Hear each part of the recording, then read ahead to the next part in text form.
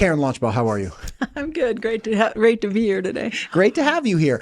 You're a professor at U of I. You're a professor of rangeland ecology. You obviously study a lot of things having to do with, I don't know, like 50% of the entire world, which is rangeland.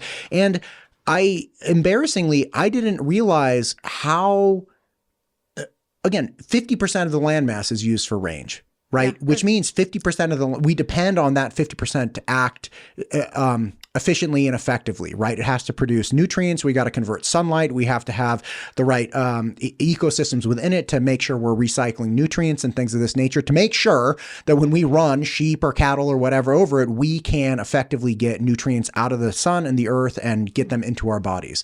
And in the absence of that, we're in a real problem. It's going to be like the Beyond Meat era. Yeah, it feeds the world. I mean, that's how we take that sunlight and turn it into something that's useful to us. Yeah. So talk to me about this rangeland ecology. Like what does that mean? And what are things that you're engaged in studying about it? Well, you're not the only one who goes by and sees rangelands all the time and doesn't know what they are. It's just the story of my life. Yeah. So rangelands are half the earth, but they would be more commonly, we'd think of them as shrublands or steppe or prairies or tundra or savannas. Those will all be kind of within this category of rangelands.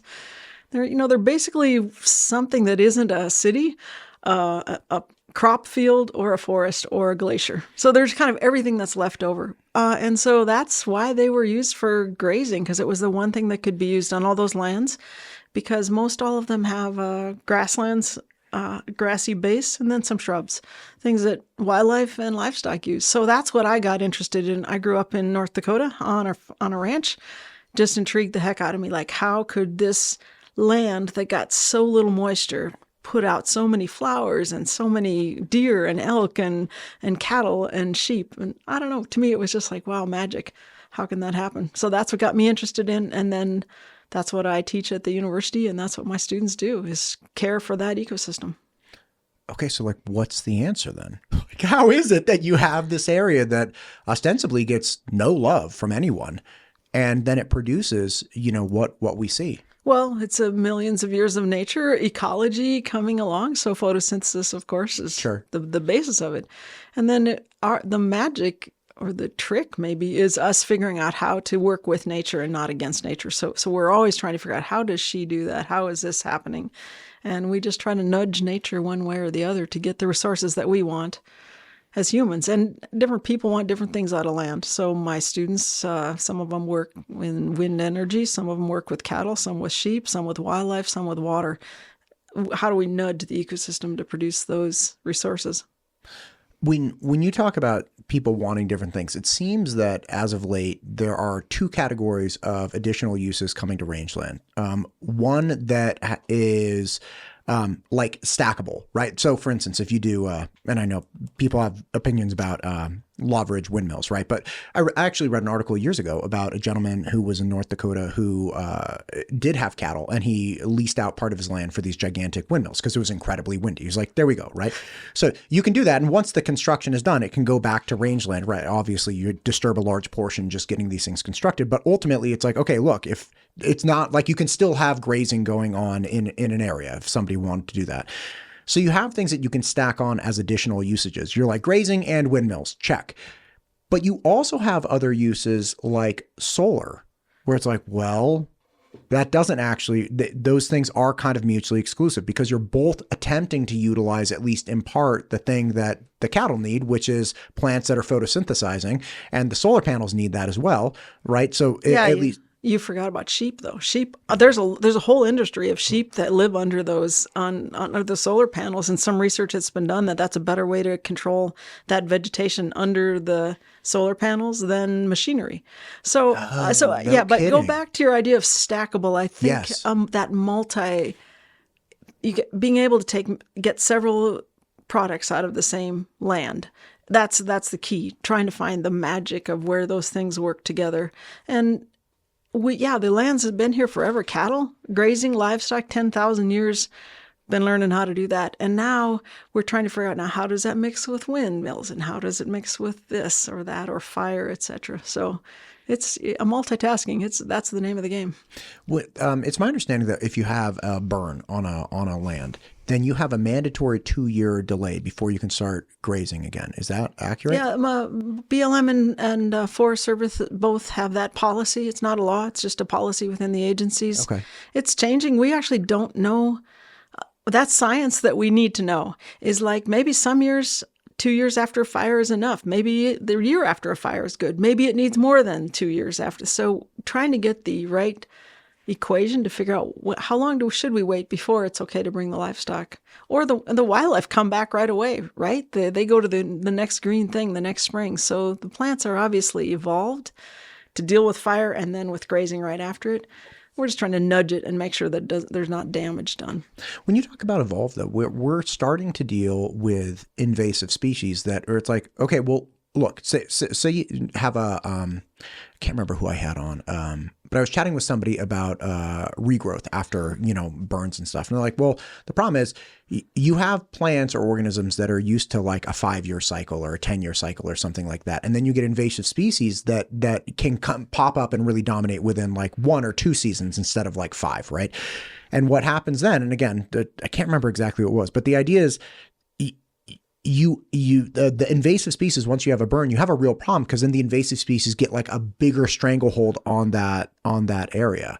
Am I? Oh yeah, no. There's this problem with fire. Some places we need more fire, higher elevation, especially to take care of juniper and some woody plants, and then in some of the lower elevations, the rules have changed. When you bring in those annual grasses, the rules have changed because now you're not talking about the plants that have been there for 10,000 years. You're talking about this new group of plants that respect fire in a whole different way.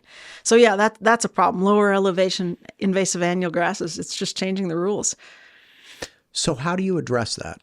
Like when you talk about, hey, look, the landscape has evolved to deal with fire. And then we put a little asterisk next to it. It's like, except if you're over here and you have these problems, which, surprise, we kind of have in Idaho in some areas.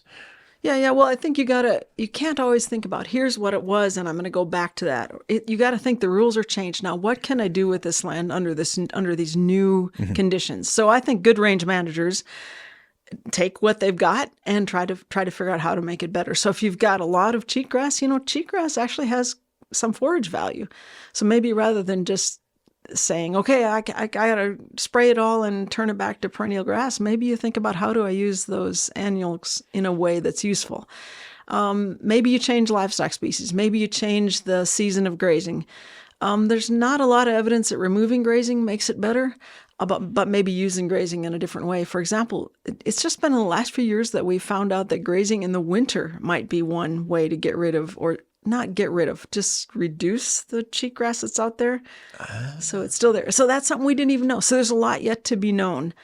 What are, kind of with these new rules, how do we use the land? So I think we shouldn't always think about going back, like, oh, got to go back to what it was. We got to think about, okay, here's what we got now. How do we get to something that we really want? Speaking about this, it's like 75 degrees outside. Yeah, right. I was chatting with Susan Buxton the other day, the director of Parks and Rec, and she wants to take me on a bunch of trips across the state. I'm like, listen, I'm all in. Wherever you want to go, great. And she made this joke. She's like, well, we could probably go water skiing. Do you want to go water skiing in January in Idaho? I'm like, well, it is like 60 degrees outside today. It's like, does anybody have a wetsuit? I'm just like, I'm sure we could find one, right? Yeah, right. And see, rules changed. Right. So how does that factor in? Because in general, we ship our livestock out of state for wintertime grazing, right? And you're going to like Nevada or California or other places, right? And again, I'm sure there are people within the state that don't do that, but a lot of the larger producers have said like, yeah, I don't know, like trucks are coming, we load up cattle, they go off and keep eating grass all winter long somewhere else that has grass.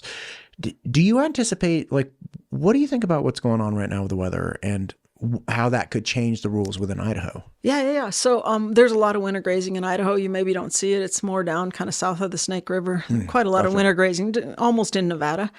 And what I see is we focus so much on temperature, and that movement to water, rain instead of snow like it is today, that might be a problem, because then you're getting animals out when it's mucky and it's wet, and that's hard on the soil, and it might affect the plants in different ways. So I think we gotta. It is a new game. It's a new way to look at it. There is going to be green forage earlier in the spring, so that's going to help in some ways. But yeah, I think it's just knowing the rules. That what is the animal going to do to the ecosystem, and how is that going to change with this temperature or with this water? Besides mud, like what would be the other ramifications of having warmer winters where you have less snowpack and more just liquid rain? Well, okay, the grasses that we have are going to start, growing earlier in the spring, which is okay. But then then it just depends on how long are they going to make it into the summer. So does that put them in sort of those plants that evolved to have 12-week growing season? Now, what does that do when you add a couple weeks on the front of that? But also those invasive annual grasses that we talked about, they're designed for wet, warm winters. So we're opening space for new plants. So I'm not so worried about the natives that are here. They'll figure it out. They'll do it. It's those, what are the new ones that are going to come in and take advantage of this? And right now it looks like those invasive annuals. Oh. Because that's what happened in California. California used to be a bunch grass ecosystem. And now nearly all of that are invasive annual grasses that came from the Mediterranean, because the Mediterranean is wet and warm in the winter. So I think that's what we're going to see more of, new plants. And did the Mediterranean plants just come over just by happens, like as they transported, people and livestock and things of that nature? Yep, that's exactly right. Just on ships, in hay, in grain that was brought over. Mm-hmm. Man, have you ever been to Berkeley? I never have. No. It's an interesting place. But from an environmental standpoint, you go to Berkeley and you look over all throughout the hills and you see these like gigantic eucalyptus trees, which are just, they're super cool. Terrifying because they can actually like combust. They have like a lot of oils. Yeah, they like blow up and stuff. They're also terrible in wildfire, right? Because they're very oily. They're also very dangerous because they drop things all the time. It's like anyway, and it's like, okay, like I didn't know any different growing up there. And somebody's like, yeah, I wish I could have seen it before. I'm like, before when? Like, how do you mean? Yeah. And it used to be, apparently, it was all these gigantic redwood stands. Oh. And some bright guy from Australia was like, you know what we could do? We could bring over eucalyptus and use it as the next great hardwood, and it would grow really, really well here. So everybody's like, yeah, man, that's a great idea, Steve. Like, bring over the... So he's like, dumb Steve from Australia brings over the eucalyptus plants, and he brings over the wrong ones. So he brings them over, plants it everywhere. It outcompetes. They harvest the redwood, and then it outcompetes the redwood, saplings. And then they realize, like, oh no, we can't use this. It's useless. All of a sudden, it's all just eucalyptus trees. Yeah, but you hit the right. This is the two things that are problems with invasive plants. Some got here by accident, like those invasive annuals I talked about. Sure. Others got here on purpose. Dumb Steve from Australia. Well, or we really thought we were going to help that was back in an era where, gosh, we really thought we could make this a better place, this new world. And we brought in a lot of stuff that did not make it a better place. Do you worry about that moving forward? It seems the cycle you just pointed out, which is there used to be almost a level of hubris that was like reckless. We're like, I know what's best. I'll bring in a toad. The toad will eat these bugs we don't like. Then it turns out like the toad can't catch the bugs, and it's like all bad, right? Mm-hmm. We used to have this really heavy-handed approach to dealing with our environment and this like unyielding belief in what we were doing was right and was going to work out. And it seems that in more recent years, people are like, hey man, what are the downstream effects though? Like, is this a good idea? Are you optimistic in that front from a scientific standpoint where it's like, are people being more cautious now and less optimistic about potentially large effects? Yeah, I don't know which people. I think agencies, policymakers, et cetera. I think we're certainly aware of, being careful, being cautious. Sure. But I think there also is when I grew up, and I have 3 degrees in range management and range ecology, and it was all about kind of understanding the system and make it what you want it to be. And now I think it's a lot about adapting. It's about here's the cards you were dealt. Now figure out how to make it useful for humanity, for people. When you talk about adapting to it, you're dealing with, let's say, 100,000 acres. And somebody's like, make it what you want. That to me seems not just bad in general, but one of those things where it's like you're going to be fighting gravity. Like you're going to be fighting the tide. If this 100,000 acres with this temperature, this moisture, these plants, if it wants to go in a certain direction, for you to stop that, like the Herculean effort that it's going to take for you to stop that, that just seems, and look, I don't know anything about it. I hate to say it, but like it seems foolish where it's kind of like, okay, or it's going right. Okay, how can right be good for you? Instead of trying to make it go left, it's like, is there something that you could do? That seems... No, you're okay. So the essence of range management in my mind is you're taking the forces of nature, fire, climate, water. There's all forces of nature that change ecosystems. And now there are cards to deal. Now, how do we use fire to be advantageous? How do we use grazing animals to improve habitat for wildlife? How do we do, you talked about the eucalyptus and such around Berkeley. There's also a bunch of shrubs there that goats eat now because the fire, because the uncontrolled fire regimes. So they're the same forces, but now we're just trying our best to try to mold kind of push the system in a direction that's useful. And I also would push back on, like, I know I said several times, like what I wanted to, or what a person wants. I think we've got to think way broader. We got to think about landscapes and large, not just me on the landscape, but who else is there and who's it affecting.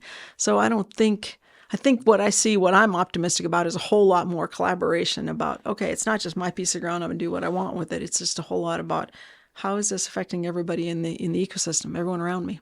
What are things that you come to mind when you think about, somebody who in a vision of their management's like, well, this is my land, I'm going to do whatever. And you're like, yeah, that's fine, but it's going to affect Johnny over there in this way. Like, what are the things that you worry about?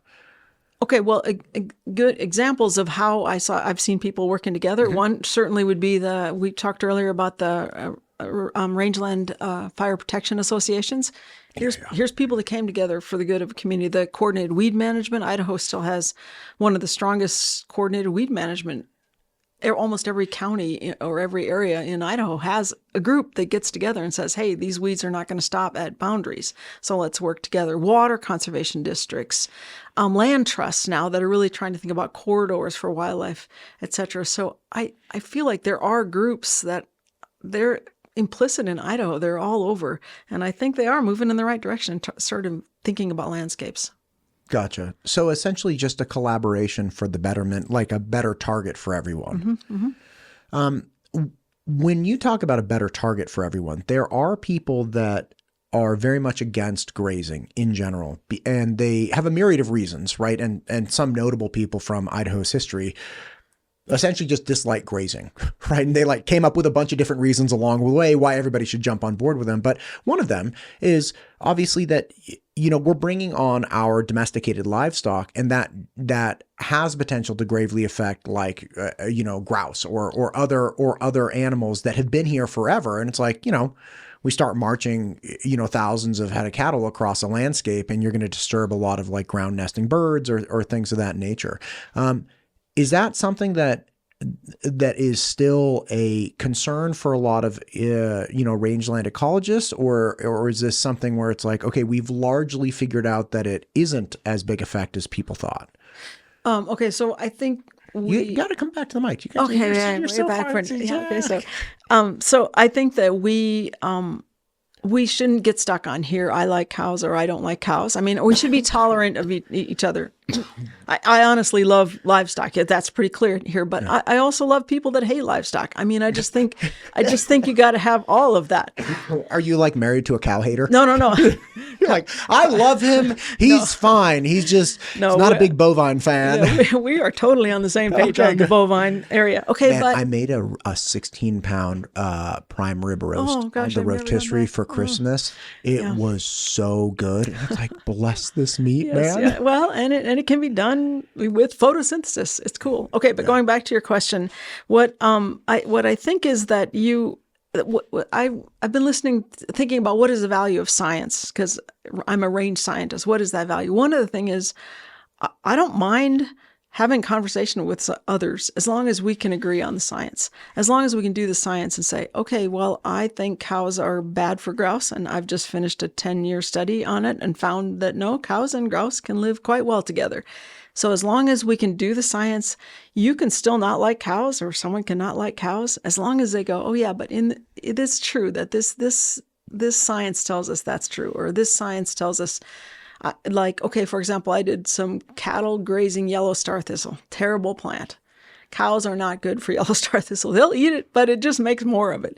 So the science said, okay, that's not going to work. So as long as we could all agree on that. So science becomes this mediator, allows us to kind of come to look at things through the same lenses. Okay, can you back up there? Okay, so yellow star thistle, I presume this is a plant you don't like. You wouldn't like it either. It's terrible, yeah. What do you mean it's terrible? Like, I don't eat a lot of plants. Like, no, I'm like, I like the purple thistle. Yeah, no. It's an artichoke. This is an annual, one of those invasive annuals. It grows up the Snake River. I was doing this research in Whitebird, Idaho, right. So up there, and it grows in these really dense patches, and it's called star thistle because it has little pins on it, and when you work on it all day, and they get in your socks. No, that's another one. That's a worse one, right? But so this one, it just gets, you walk through it and it looks like someone just stuck you with a bunch of pins. And cows don't like it, and they're not good for it. But goats, look this up right now. But goats, on the other hand, love it. And so we were able to get rid of it with goats when cows made it worse. And so again, I think that's where science helps us all agree on. Is it this guy? It's it. Yeah, it's terrible. Holy cow. Yeah. So. Yeah, that looks like it would hurt. Yeah. So do you see how I think the science is kind of that? I can disagree with people on what they want to see on the land, as long as we can agree on what is sort of true and not true. So, just to close the loop in my head, so when you had cows eat this, even though they didn't really like it, they're like, meh, I prefer something else, but I will eat this. What happened that they spread it more than the goats? Was it coming out in their, manure, or getting spread differently or digested differently? Okay, this is going to get into plant physiology, but it's fairly simple. When the animal removes the seed head, sure, and the seed head has a lot of good nutrients in it, protein and stuff, the plant will respond by putting out more shoots at the base. Okay. And so that's what the cows did. They just kind of removed those seed heads, and then more shoots came out. Goats, they remove the seed head, and they keep removing the leaves, and they eat it to the point where it doesn't come back. So the cows just kind of proliferated, made more stems. It's kind of like the difference between wolves and coyotes, right? Like if you start killing coyotes, you actually get more coyotes in the area. Whereas if you kill wolves, you can kill off all the wolves. Well, I'm not sure it's a great analogy, but I think you're on it. Well, one, if you start killing it, it pops back, right? And the other, if you start killing it, it doesn't, you don't get larger, what is it called? Not broods. It's like the delivery group is called what? Of plants? No. Animal, like dogs, canines. Packs. No, it's the delivery. I had a blank of dogs. Yeah. It's not brood. Gosh, how can we not think about that? What is wrong with us today? Yes, right. Okay.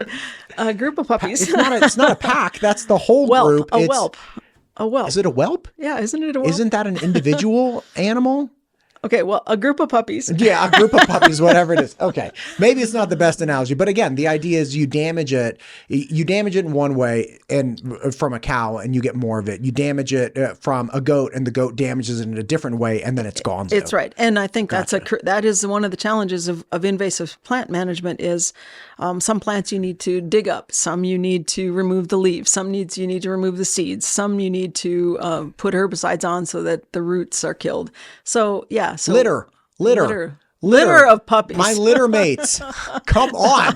What is wrong with this? Is right. Okay. It's late in the day. And you caught me too. So litter. Okay. Oh my gosh. So, but it all has to do with the way it's done. Yeah. Gotcha. Way it's done. Mm-hmm. I get really worried about science in that most people are engaging in observational data or, anecdotal data to supplant any kind of scientific methodology. And it's like, you see this a lot with, I had director Fredrickson from Fish and Game, right? And fantastic conversation just a couple months ago. And we were talking about elk. And it's like, some animals we have too much of. Some animals were fine. Some animals were like, mule deer, we'd like more of them. I'm like, well, what animals are doing great? He's like, oh, well, elk. Elk are doing fine. We have more than enough elk in the state of Idaho. And his point very clearly, which seems to be overwhelmingly supported by any data and people in the industry, they're like, we have elk. They're just not where you want them to be. And that is an honorable, all-encompassing answer when people are like, I went hunting and I didn't see any elk. And like, I know, because you can't see them because they're 100 miles to the south. Now, that doesn't mean they don't exist. It just means that they're not where you can see them. But overwhelmingly, it's like that second part of it is like people short circuit. They're like, I didn't see them. They don't exist. Right? Yeah. And when you're dealing with rangeland, do you guys run into that as well, or do you worry about that? Because the science of these large areas, it's kind of like, yeah, I understand you can't see 100 miles away, but like this is what's going on. Okay, yeah, I think the best example of where observational data affects range science is that a lot of our roads are along streams, which are often private land, which are often have quite a few horses on them, and so everyone thinks that those lands are just eaten to the ground. When most rangeland is way far away from a stream, it's way far away from the road, etc. So they're judging all of rangelands based on these very highly developed areas right along roads. So that's what I see the most, is people taking their drive across the country and not being back in the back and seeing what the range looks like in the back country. Did you guys experience any kind of politicization of the effort to improve rangeland? Because I mean, again, if you're dealing with grazing, like grazing science, that presupposes an animal that needs to graze and that, most likely has some commercial benefit, right? Because it's like you have goat teams in the Bay Area, right? As you were pointing out, there are goats that go around. Yeah, people use them all the time for fire mitigation and fuel mitigation. But, like, let's say we're dealing with just strictly, cows. And it's like, look, we want beef. We're going to feed people. But again, the concept of is it okay even to eat beef? Like, is it okay that I made the prime rib, right? Like, well, I think it is, but other people don't. And instead of addressing that issue, they're like, okay, let's go after rangeland to prevent this, make this like a non-commercially viable operation. Have you guys, did you go through waves of that? Yeah. Okay, so I think one of the things at the heart of that is just that grazing isn't like one thing. You can absolutely graze the heck out of land and make it look bad. That can be done. Search the internet for overgrazing and you'll see lots of pictures. You can also do it right. So grazing isn't like one thing. It's a verb, not a noun, like, oh, grazed or not grazed. It's like the elk being here and not there. Grazing can be used in ways very productively. It can really do some bad things to land. So oftentimes people that want to prove that grazing is bad, they go to those places, right? What happens in those places? Well, there's just heavy use, maybe because there's water nearby, because it's level, because the animals aren't being rotated, but they're being there the whole season. They're all sort of these principles of range management that we know can be done right, and they're just not. They're not applied. They're not done right. So people go there and they say, here, look at this, and assume that the whole world is like that and that there's overgrazing everywhere. And there's not. There's just a whole lot of still land that's in really good shape. And in fact, national statistics say that, outside of invasive species, the land is in pretty good shape and getting better than it was 50 years ago. So it's just that the idea that I went by, I saw this, and maybe I wanted to see that. And I'll say about science, because I'm a scientist, but some people want to prove something. And I try to go into every experiment and say, okay, I just want to know the answer. And I try to get people around me who want to know the answer, not who want to prove that cows are good for this or cows are bad for that. So I really try to find people that work with me that say, let's look at the effect of grazing on this, and let's not all agree about what we want. Let's just try to figure out what that effect is.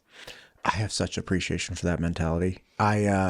People ask me frequently, they're like, okay, look, like I'll be lining up an interview and somebody will send me a dump truck of information on the person, or on the subject. And overwhelmingly, like I've learned now, don't engage in it, right? Not because the person's bad or the information's bad, but if I put a bunch of stuff into my head in advance of a conversation with you, then I think I know where the conversation should go. And I think I have some inkling of what the answer is. And then overwhelmingly, it's like, okay, I either try to force it into this area where I'm like, let's talk about this. And it's either not what I thought it was, or we missed this whole side thing that was like, yeah, but I mean, we could have talked about this, but I was so busy trying to get us to go right. You're like, if we had just gone left, we would have fallen into this. Like, yeah. So like, I have a great appreciation for that. Like, I don't trust myself to know what the right thing should be. One of my favorite exercises into my both classes, my grazing classes, is I make students prove both sides of the equation. A recent one was is ranching good for wildlife or not? And so they had to show how it was so bad for wildlife, and then they had to show how it was so good. And then, of course, I let them tell me what they thought at the end. But the point was for them to see that you can prove anything with science. I'm sorry, you can find the data to support your opinion. That's not our job. Our job is to try to use what we know to try to make the right decisions. Okay, but let me ask you this. As a scientist, how do you hold both of those things in your hand? Because you're saying, look, you can prove anything with science, but that's not our job. So we're going to prove things with science. No. Or at least that's what the public observes, right? Like you acknowledge as a scientist, you're like, you can prove anything. Like statistically, you can go at it, which I agree with. Like I understand. But then you acknowledge that. So you know where people are coming from when they're jaded or distrustful of science. But then you're like, but I use science, so you should trust this. Right. I'm not trying to prove something. I'm trying to use science to do something. So I think those are completely different things to me. And, so it comes down to the intent. I do. Yeah, for me, for sure it does. But I think we really have to be wary, especially AI era AI is really good at showing both sides of the equation, but it's not very good at saying, oh, but this work was done 50 years ago before we had cheatgrass. And this work was done in California and we're in Idaho. And so I think that's where we human minds come in and try to say, oh, I see, that's more relevant than this. And so that's where we're the judges of whether it's good or reasonable science, even though you and I might disagree on that. Are you a big AI proponent at this point as a professor? I am. I believe AI is going to be the future of these students. So I'm trying to help them use it responsibly. It's like when I was in school, honestly, we were not allowed to use calculators because it was going to pollute our mind and we weren't going to be able to do math, right? So we would have tests where we could not use calculators. Well, it turns out calculators are really handy things, and now everyone's got one. So I'm not going to hamper my students by saying you cannot use AI because I know it's going to be part of their future. So 3 years. Things have changed a lot in just 3 years. So now I'm helping them use it to say, when was it right? When was it wrong? When did it go off the rails? So I'm helping them use it wisely. I remember when I was in, I think even high school and then college for sure, when the Google came out. So because before the search engines, like, you didn't really have that. Like you could walk around. Like if you went from one website to another because it had a link, you're like, great. Or you knew the destination you need to go. You input the, address. But once you could like surf through things and like get the Yahoo and the Google. I remember the first time just go to Google. I'm like, I don't even. Is there a U in that? Like, what do you mean? Like, go to the Google, right? Anyway, but. There was this big consideration when with the proliferation of websites, very much what you're saying, which is, okay, like you gotta. Just because it's on the internet, when it was a novel idea, just because it's on the internet doesn't mean it's true. It's like, oh, that's a really fair point. So it sounds like kind of that you're having a similar conversation, which is just because the AI spits it out doesn't mean it's true, right? And now we're not saying don't use this, but you have to come at it in a discriminatory manner, right. Just like people that originally, I'm sure, when the printing press came out, it's like, well, it used to be that only people with great amounts of resources and power could make books. Now we have proliferation of books. Well, be careful, just because it's in a book doesn't mean I read it somewhere. That doesn't mean it's right. Similar kind of things with AI. Well, but AI is never going to go out on the range and control some weeds or change some grazing to improve the water quality. So that the hands-on, give it a try, that's always going to be out there. AI is not going to do that for us. But could it inform us and say, hey, let's try winter grazing and see if it works? The thing is that you still got to have let's try it and see if it works. So you still have to have people, boots on the ground, that are willing to take a shot with something. Well, that's one. It's going to be an American industry. It'll always be an industry, and here on the ground, you're always going to have to get on the ground to do the work. One thing I wanted to ask before I forget: when we're talking about winter grazing, that presupposes an environment and a rainfall and everything that is beneficial to that, right? That actually, supports it. Not necessarily. Okay, because plants are not all, they're not equally affected by grazing all times of the year. Winter grazing, plants are pretty much not affected by grazing. It's like cutting your hair. It's dead material above the ground, right? So it's a way different effect than having grazing occurring when the plant is starting to produce seed or when it's just starting in the spring. All of those have different effects, and so that's kind of the art of grazing management. So winter grazing has a way different effect than spring or summer. Gotcha. Okay. So that was my... No, and again, it's the complexity of the situation. It's like, I got to always rein myself in. What I'm worried about is the distribution of and release of our water resource into liquid form, either in the spring or immediately in the winter, and what that means for the plants downstream, right? So you get to June and you had a sufficient snowpack, you had snow on the ground, all of these things, and now that's melting, right? You got spring, or everything came and went by like March, right? How do you view that as affecting, if at all, the landscape that we're dealing with? You put your finger on it exactly, which is we're thinking about the variation over years. So that this is nothing new. There's been huge variation from year to year, and I feel like somehow we always want to go to the way it used to be or what the average is. And I think what this new climate is calling us to do is embrace variability. Try to figure out what if it does melt this winter and we get a bunch of rain? What if we get snow? What if we get ice? And so I think we got to embrace variability, and that's a new way of thinking in ecology, because we've always kind of tried to go to the average or go to the historic. How would an industry plan for variability then? It's like if you say I have 1,000 head of cattle, I'm like, okay, man, last winter, dude, it was all rain, it was nice and warm. This winter, I'm keeping the cows here, right? And then it's like 20 degrees outside. So you don't have the experience you had, or you send them away to some expense, and then it's fantastic grazing here over the winter, and you're not here to capture it. So like, how do you functionally in a commercial operation plan for variability like that? Oh, it's super hard, and you'd want to talk to some more cattlemen to get the right answer. But from the range perspective, I think about really giving yourself adaptability. Maybe not always having brood cows that have calves. Maybe you need to have part of your herd that is yearlings, or something that's more expensible, something that you can move, something that you can sell. Maybe you're weaning calves a little earlier because it's going to be a bad year. Need to get them off the cows and give the cows a break. Maybe it's because you've got another piece of ground quite a ways away in a different climate. That was historically we did. That's why the Texans, they'd spend summer and spring down there and they'd come up north. So they used latitude and altitude to change things. So I think it's about being more adaptable in terms of not planning something a year in advance, but maybe weeks or even days. Some people even plan just the numbers of days of grazing they have in a pasture instead of months. It's a new way of thinking. I don't have the answer. I feel like I want to read the book on how to increase, flexibility in grazing. It's sort of a new way of thinking. Yeah, that's pretty wild.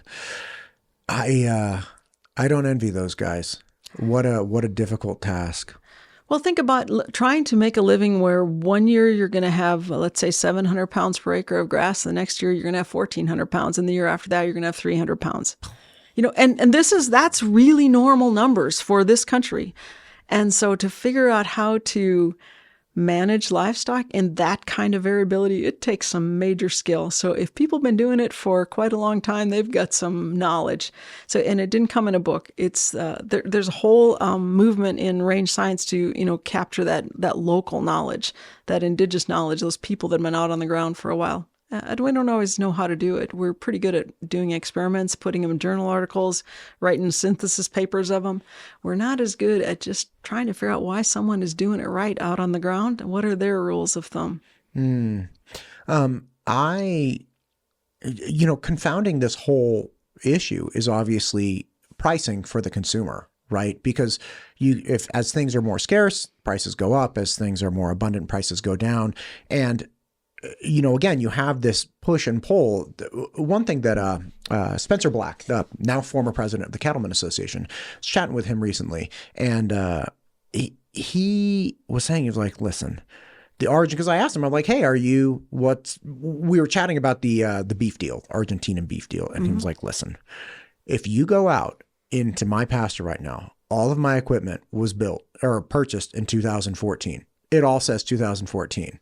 I'm like, was that like a cool year? And he was like, no, what happened is that was the last time the beef industry swung up and I had enough net profit that I was able to upgrade my machinery. I've been waiting for this moment for the last like 10, 11 years. This was going to be the moment where 2014 started saying 2025, right? Because like I was delaying this amount of time. And you're like, if we don't let the beef industry cycle through in the manner that it always has, where you have some years, you have herds that make more profit than normal.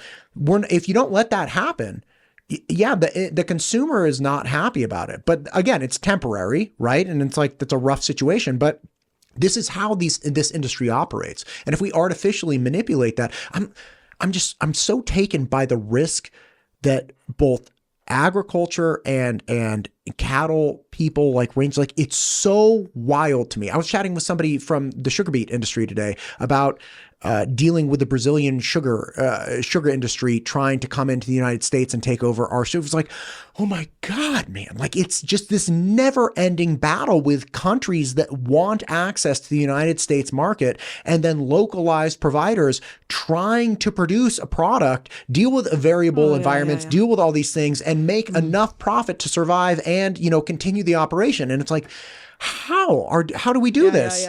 And so you need some good ag economists on the show because I got Brett Wilder coming on again soon. Okay, good. He's great. He's fantastic. Yeah, because you have to understand sort of the costs of production, and then you have this variability that Mother Nature gives you in the livestock industry, and then often the none of that has any relationship to what the price people pay in the store. And because then there's others, there's Brazil, there's the horn flies, there is just all sorts of other things that affect beef supply and what it costs in the market.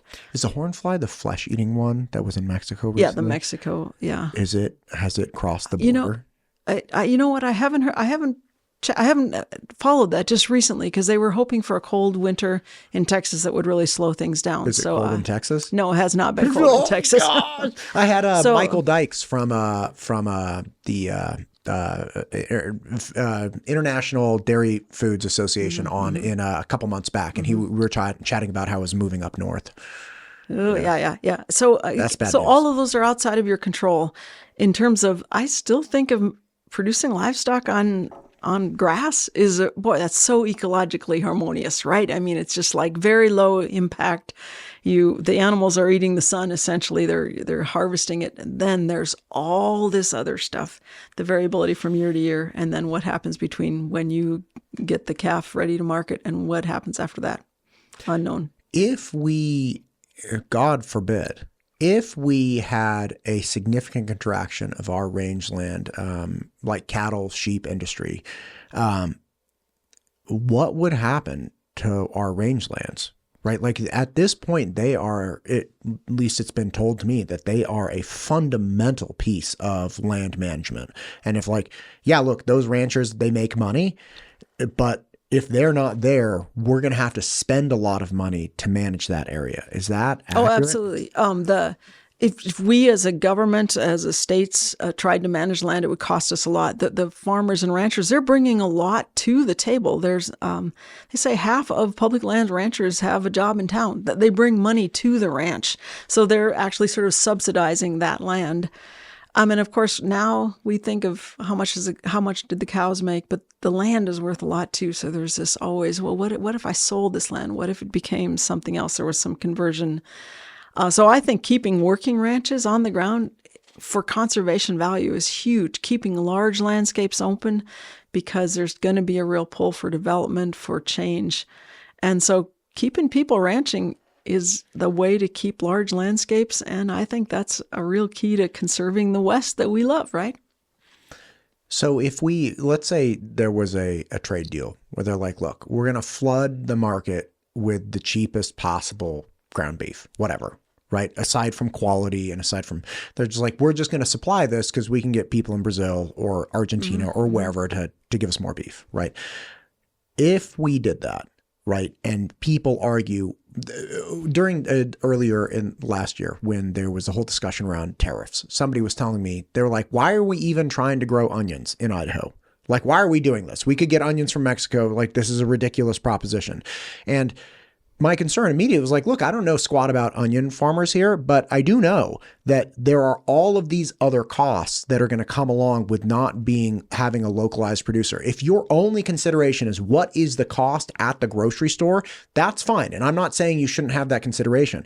But this person also, I was like, you seem to be somebody who would also be very concerned with like the carbon impact of trucking onions from Mexico. You also seem to be somebody who would be concerned with humanitarian exploitation, right? In third world countries where you have like 6-year-olds working the farm and they don't get an education, and like it's like you have all of these other costs, and on top of that, you have if we killed off these industries, it would just you have all of that, and then this horrible management, unbelievable cost problem, and all the other things that ensue with it. Okay, well, let's go down that road. If you got to the point where, and it could happen, where producing beef it can't even pay for the people that are out there doing it, so it becomes no longer commercially unprofitable. viable. Yeah. So you own land. So what are you going to do?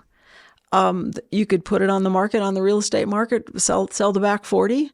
And that might be fine. There's a lot of non-grazing landowners coming into our state. There's a lot of people that are buying land for the value of land, not ever expecting to graze it. That's fine. I mean, that has conservation value, open space. I personally believe that grazed land is healthier if it's done right than not grazed land, because these lands evolved with grazing. So I think you're missing that piece. You're increasing the fuel load. You might be having some weed issues that you wouldn't if you'd grazed it. Okay, so maybe the quality goes down, but that rancher is now out of business, and you've brought some absentee or other landowner that isn't really paying into the taxes in the community, really the rural community health, then that changes the economic health of these small towns all across Idaho. So what worries me most is if the cost of producing livestock on range, if that equation changes, then we've lost these working ranches and they're not contributing to rural communities. And in my mind, I think the quality of the land goes down too, because we're not grazing it. And a land that evolved with grazing, that we're grazing is an important part of the equation. So I don't want to go down that road. Is it better than having, what would the alternatives be? Small ranchettes, et cetera. That would be also an ecologically problematic equation. So. And our food supply dependence on other countries. Food security. Because cows are able to turn something that we can't use any other way into something that we can use it. Oh, and it's so delicious. Well, you and I agree on that. So, are you a big eggnog fan? Oh, yes, of course. Eggnog, it's always around. And like, obviously, as a younger person, I'm like, why don't we have eggnog all year long? Or it's like, well, in June, you don't really want to drink eggnog. But like, it is a good thing. Having that seasonal thing, man, like it's so like I never just pour a glass of milk ever, but dude, give me some eggnog. I'm all about it. In the winter, it's a good one too. Yeah, so. I had some Reed's Dairy eggnog this last holiday. It was pretty fantastic. Karen, I'm sorry, we're talking about a gajillion different things. Is there anything in particular that you want to hit on today? I guess I would just say that let's keep our eye on those working landscapes. And I think as much as we can keep the livestock out there doing the right thing, we need students to come to school and get that framework of knowledge so they can go out and do the right thing. Because we know grazing can be bad, but grazing can be really healthy and good for wildlife and for water and for the ecosystem. So my last thing is, let's be smart. Let's kind of keep those working lands working and keep the wildlife, the corridors, the water on those working lands. I get really worried about what we're asking from our farmers and ranchers. Okay. And I'm not saying anybody's a victim. Okay. They're not victims. I'm not a victim. Nobody's a victim, right? People engage in this voluntarily. Mm-hmm.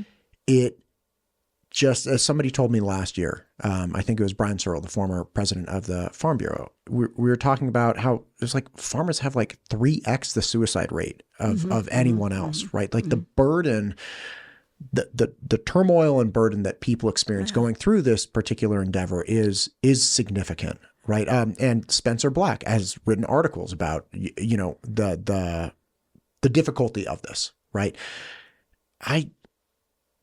Confounding that, you have this succession problem where it's like, okay, yeah, if you got X number of acres and you got 4 kids and all 4 want to come into it, it's like there's no more land for them to get. The gentleman by the name of Mitchell Searle came in. He's a young farmer. He's like, you're looking at $20,000 an acre in the Magic Valley or more if you can find it. Right? If you can find it. And off of that acre, you're not making that much money. Like, you're just not.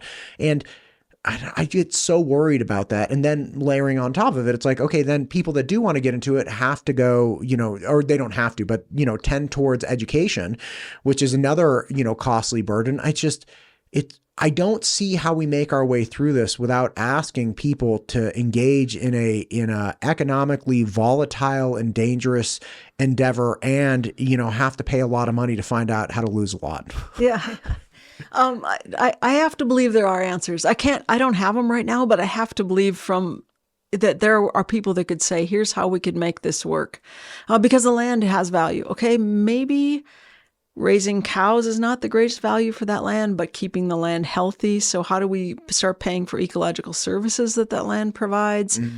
So are there other ways to keep the land healthy besides just grazing cows and keeping it that way? And also the succession, four kids want to go back to the ranch. More than likely what we're facing today is those 4 kids want to go to town and have a steady job where they know it's not going to change from year to year, that they're going to be able to move up some ladders. That happens too. And so we're kind of in between both of those places. But I just got to believe that the land has value and that there are going to be ways to keep it healthy because that's good for all of us, right? Right. There's a good thing on that. So. Right. And you have no disagreement with me on that. That the concern I have is we need healthy land. We need people crazy enough to engage in this endeavor commercially because they can't do it just because they have a bleeding heart. Mm-hmm. They want to help everyone. We need the healthy land. Is there a future where it's not as painful for those that are brave enough to endeavor into it? Right. That's the question, I guess. I hope so. I don't have the answer, but gosh, that's what I've been thinking a lot about. And as I kind of think towards retirement and think about all that I've learned, that's where I want to put my oar in the water and try to find solutions to help people work in the land. Nah. You ever row a boat? No, only very seldom. I'm from North Dakota along Dry Creek. We didn't have lots of that, Yeah, I was a rower in college. When you're like, put the oar in the water, I'm like, hairs on the back of my neck stood up. It's well, maybe there must be put the brand in the fire. There must be some. I'm with you. It's fine. I mean, you just gotta. You got to put your stake in the ground somewhere. That's How about that one? And that's the one. That's the place I'd like to because I love this land and this state. This state really relies on that. That's part of our just heritage, our mantra. I mean, that's what we are. We're a rangeland state. Yeah. And as I've learned that, because again, I came to this state as ignorant as you could possibly be, like a newborn baby, man. I was like, I don't know anything about anything. I don't even know how to speak right because they say crick instead of creek. Like, I don't even know how to deal with it. But as I've learned this, like I have gotten really concerned. It's like, oh no, this is a huge long-term problem for this state. And then again, seeing the national sentiment, it's like, oh, just bring in the cheaper beef. And then realizing, oh, this is going to be really rough. And you have obviously the sheep and lamb industry has been in contraction since World War II. It's like, why do we think that the cattle industry couldn't engage in that as well? And then very thankfully, you have dairies that are doing quite well and, fractioning off different products and being able to produce different things that are of great value throughout the world. So like, that's great. What I always find interesting is like, okay, we were able to do that with dairy, right? We used to just sell a gallon of milk. And now people have figured out like, okay, we can take this gallon of milk and make it into like 10 different things. It's going to take a lot of processing, but we can make it into 10 different things. And we get like a 5x return instead of just the raw gallon of milk, right? Is there something like, I can't imagine there's something already going on with that with cattle, but it seems like, obviously the amount of land and photosynthesis and rain is the limiting factor in being able to build or grow value. Yeah, but they've always had a use for all of the animal, not just the animal that we throw on the grill, all of the parts of the animal. And so I think there are a lot of people that are trying to figure out what are those other products. I don't think that saves the beef industry because most of it is the beef. It's the beef industry. Right. So I'm hopeful, but I don't have the answer. You know what I want? I want a whole cowhide. That's what I want. I want a whole cowhide. I want to put it up on the exterior wall, or put it right there. Wouldn't it be beautiful right there? Yeah, you bet. I bet you know somebody. I bet you know somebody who cooked. I think you could Google that one. Yeah. I think you could find on Etsy. Have to be one. Yeah, I'll have to. I'll get a hold of Professor Bass. Yeah, Bass will help me out. Yeah, well, anyway. I'd love to see it too, and I'm sure there's people that would come in here and hate it. So just beware. You know what? There are plenty of people who come in here and hate the show. It's fine. People love to hate it at times. Anyway, Professor, thank you for coming in today. This has been such a treat. I am planning to come up to U of I again, probably mid-year. I would love to come by and see the stuff you're working on if you have time. You bet. We'll be in the lab. You can meet some of my students and maybe get their perspective on things. That'd be great. Are you down in the Boise area frequently? It's not, once every few months. Oh, okay. Yeah. Great. Well, maybe let's check back in next time you come in. All right. Okay, I got your number. Yes, you do. Thank you very much. Appreciate you. It was a great pleasure.